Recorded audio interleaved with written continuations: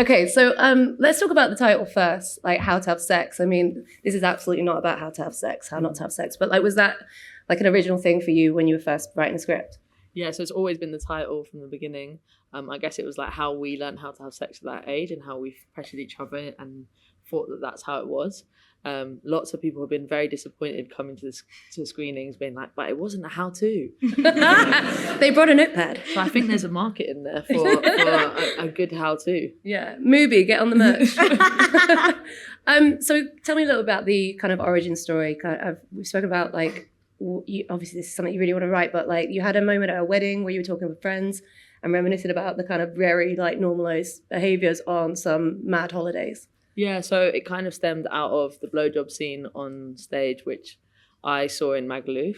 And I guess at the time when I saw it, I was really shocked and really like, oh, what the hell is happening?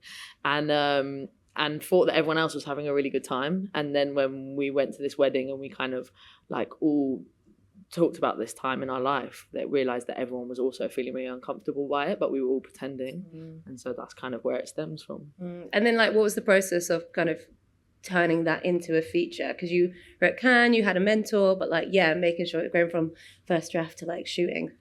Yeah, so I went home from that wedding and then lockdown happened like very shortly after it. So I was kind of left with the thoughts of those holidays and ended up writing like maybe 60 pages of it.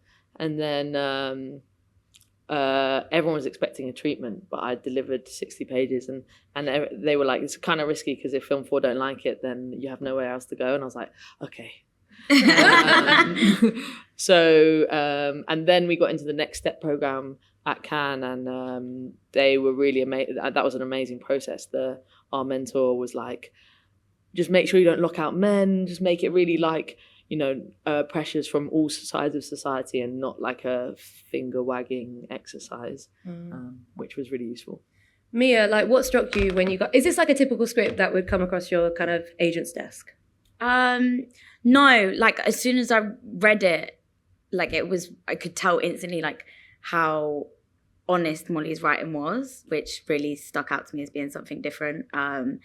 And yeah, like I've never seen a film like this before. So that was, again, I was like, I would love to be a part of it. And like, tell me about the audition, because we were just talking outside and like about drunk. And I don't know if you guys like playing drunk. You've been saying, people have been like, were you really drunk? Yeah. It's like Gina Rollins at opening night. No, she was just like acting, guys. But like, tell me a bit about the audition process. And like, again, like as well, Molly, like kind of what struck out for you for Mia compared to other people in the role and then working with her to like create Tara. Do you want to talk about audition or? Yeah, so in the audition process, we had quite a lot of chemistry reads. I mean, like months long chemistry reads. And most of those consisted of us being like playing drunk. So it was really fun to get to do that. But it was like, just honestly, like kind of being excitable and hyper is how we did it. And then when we were actually on set, we discovered at some point, I don't know when it came into play, but I think week 1. Oh, was it? Just early on. Quite early, yeah. We discovered that spinning around in a circle while we were waiting for action was a really good idea, because then we'd be all wobbly. But then sometimes, you know, as you're about to call action, it's like, oh wait, this light needs moving. So we're like, they're still spinning. Yeah, we're like, we're gonna be sick. Actors taking note, like, this is what we do for good acting 101. Yeah. But yeah, with getting Mia in those auditions, what struck out for you? Yeah, Mia's first take was like totally stand out, and the thing that I really noticed from it was that she could be really high energy and funny and act drunk, but underneath there was all this emotion going on and these two planes of things, how she was presenting and how she was really feeling. And so yeah, we cast Mia really early in the process, and then yeah, got the amazing chemistry of everyone coming into it.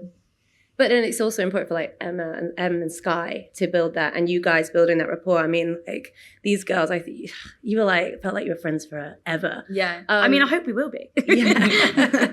It was really fun. Like in the chemistry read process, I remember like one of my first chemistry reads was with Lara, who plays Skye. And honestly, I actually dropped to the floor in the chemistry read, like laughing so much. And I was like, there is no way that I'm going to get this. Like, I was just laughing my head off the whole time, but somehow it worked. I think we should find that tape. No.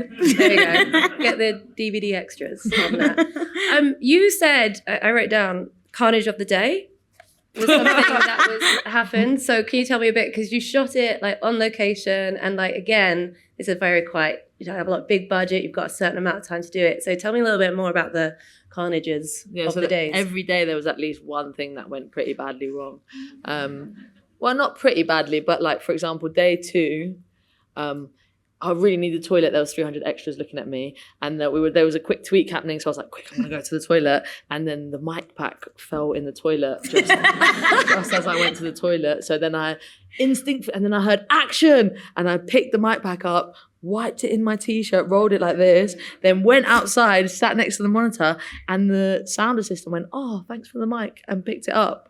And then in the take was doing this, and all this water was coming out of it, and I was like, trying to watch the take and also be like, this is why they've given us these mics.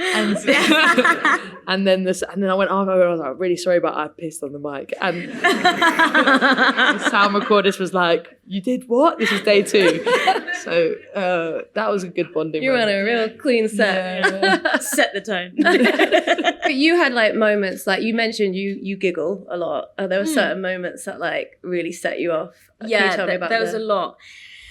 I mean, the whole time we were just laughing probably a lot more than was necessary. But there was a bit where, so we had to use an apple box as an eye line for Sean, who plays Badger.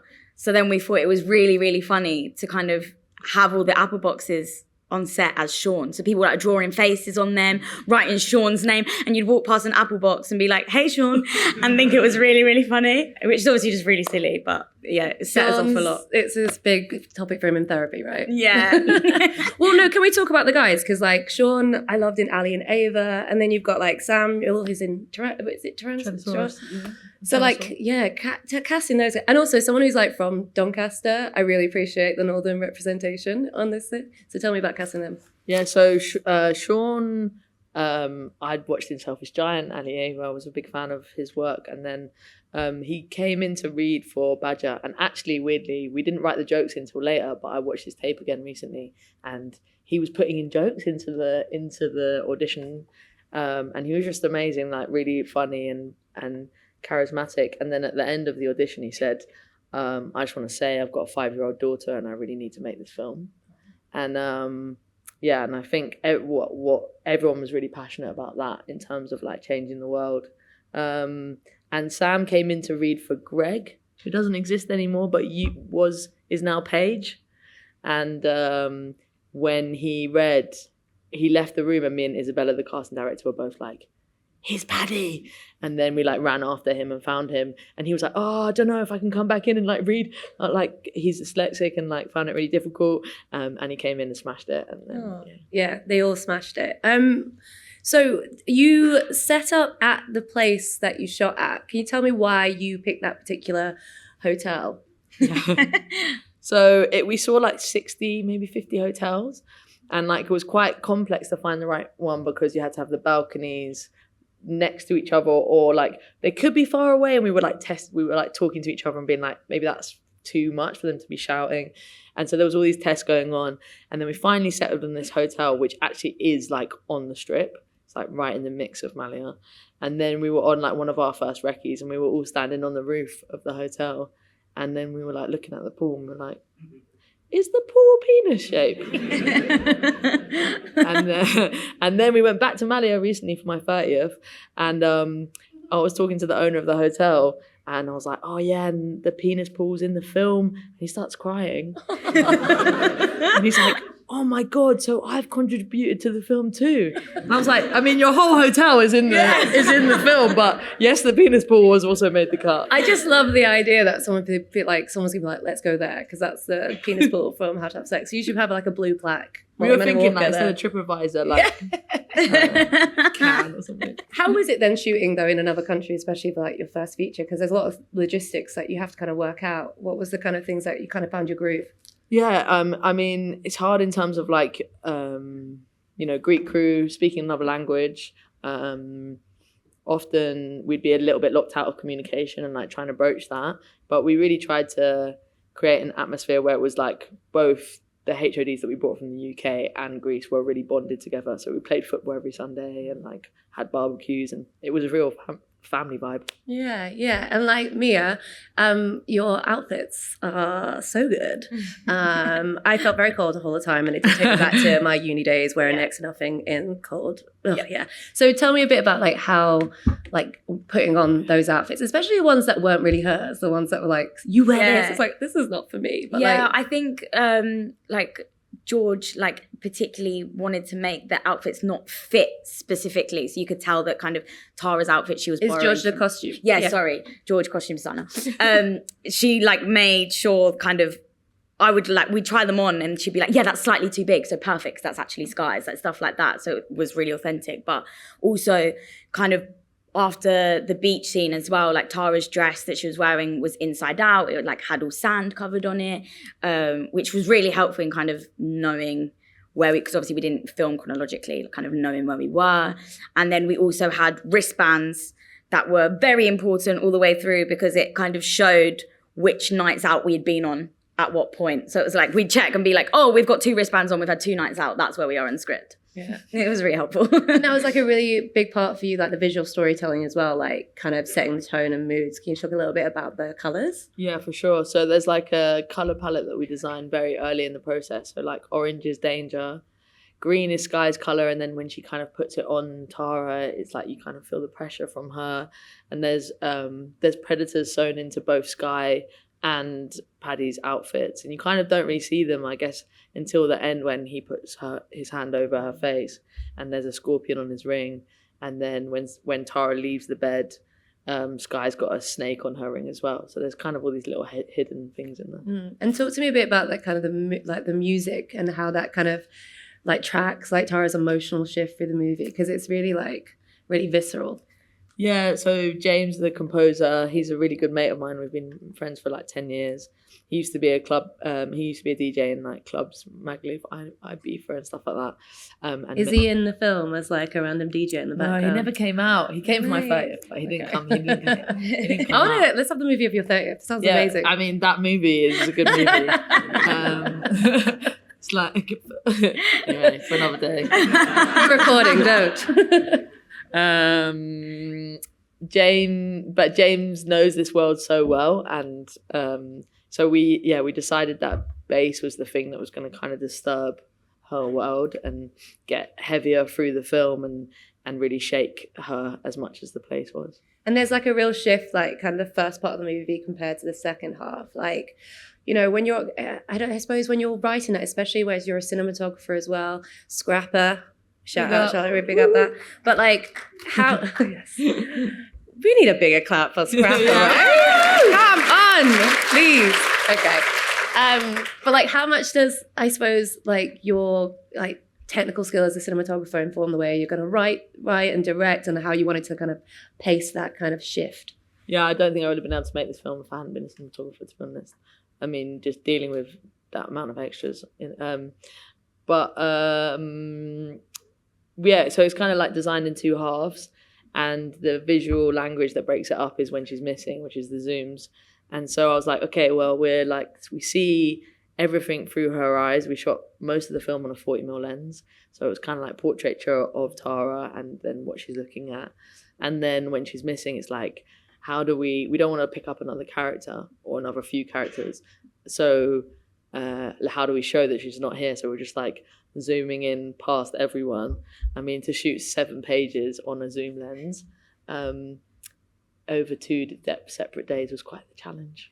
You did it though. Yeah, we did it. Yeah, no one believed me that it was going to work. So I'm quite stoked that it did. Mia, like getting into those moments later in the part of the film, and again, you're not doing it in sequence, so that's also quite difficult to shift from like big and then quite traumatic. Yeah. I suppose, how was it like on set that you felt kind of safe? We've spoke about like intimacy coordinators seems like the norm now, but it seems like it was very important for you to be able to do these things. Yeah. We had the intimacy coordinator from when we started rehearsals in London.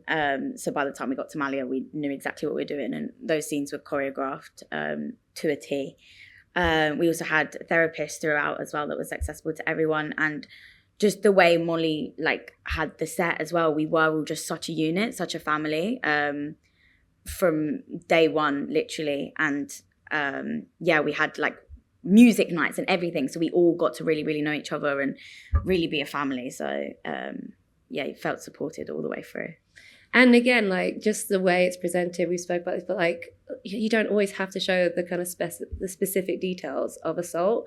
Tell me a bit about kind of what the things that you wanted to avoid to kind of not sensationalize this kind of moment, to make it feel real without, I don't know, exploiting, I suppose, your actor, but also the character. Yeah, I felt like in lots of films about sexual assault, they're either very graphic and quite re-traumatizing for women to watch, and men, I guess, or they're very hypersexualized, and there's like I felt the need to not do either and just feel it through her face, and like you still feel it, obviously it's still very triggering, and you understand the detail of it, but you don't need to be like super graphic about it. Yeah, and then you said you did kind of like workshop with people to get the lingo, because this, again, they talk like real people, like real Brits, like, yeah, it's getting that kind of right. You're a real person. You're a real person.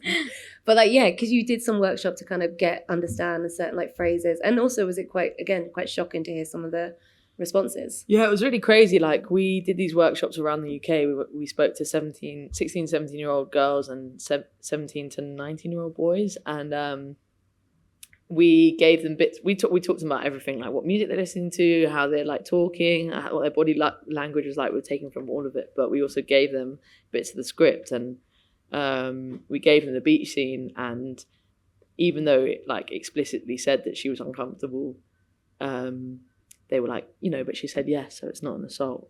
And we're like, okay, fuck. So yeah, I was kind of trying to rewrite it to be, more empathetic and kinder to people, rather than it be like, it's a yes, continue. Yeah. And I mean, you've taken it so many places, obviously Cannes and Sutton, oh my God. Round of applause for winning that one, please. What's been... I'm very good at French. Thank you so much. I love a clap. I'm a big clapper. Has it been different taking it to different like countries and places, and what's been the different responses? Yeah, super interesting culturally taking it around. I mean, everyone sort of has a similar thing, be it like free camping, or like in Australia they have schoolies where they go to like the beach. But it's been interesting in terms of just like how people talk about consent and assault, and culturally what that means. Like we've had situations where people are standing up in the audience and being like, it is assault, it's not assault, and then fighting, or like... That's why we're not doing questions. All sorts of situations. So yeah, it's interesting. Very interesting. I mean, like Mia, for you as well, kind of, it must be interesting to like separate, because people see you and Molly, you've got a little bit of distance, but when you're the character, what's it been like having people come up to you? Because I can imagine in the nicest way, people really want to like talk to you about their own trauma, and it can be quite a lot, but like, how's it been for you? Yeah, I think, it's difficult, but we like want to do this film to start those conversations. So like, I am really happy to kind of be a part of that and have those conversations, definitely. But also I don't have the answers. No, it's just the main thing is getting people talking and giving them that safe space to do so. Absolutely. And like I was saying earlier, that this week you've got this movie, we've got Bottoms, we've got Royal Hotel, dealing with sexual politics in completely different ways, female filmmakers, female led, like this. I know it shouldn't feel like a novelty, but it feels like amazing that it's happened. What does it mean to you to be part of this kind of like, not new wave, but like a growing tsunami? Oh, she loves it. Of like women telling their own stories. Yeah, no, it's super cool. I mean, people keep asking me when I'm out of the country, like, wow, British cinema is like doing its thing. And I'm like, it really is doing its thing. Yeah. And it's just amazing to be a part of it. It feels like a real moment. Yeah, and I mean, you probably can't tell us what next, but like, you're probably like, I just want to get this thing done. Let me stop talking about this movie. Sleeping, okay. But like, do you think, are you kind of directing another one? Have you already got something in the pipeline for this? Something you're working on writing? Definitely writing and trying to get the next thing going. Mia, see, I love it, cagey. Mia? Definitely acting, something getting done. Something to do with some sort of acting, hopefully. Yes. Well, we all want to see it. Well, thank you so much for talking to us. Thank you, everyone. Round of applause.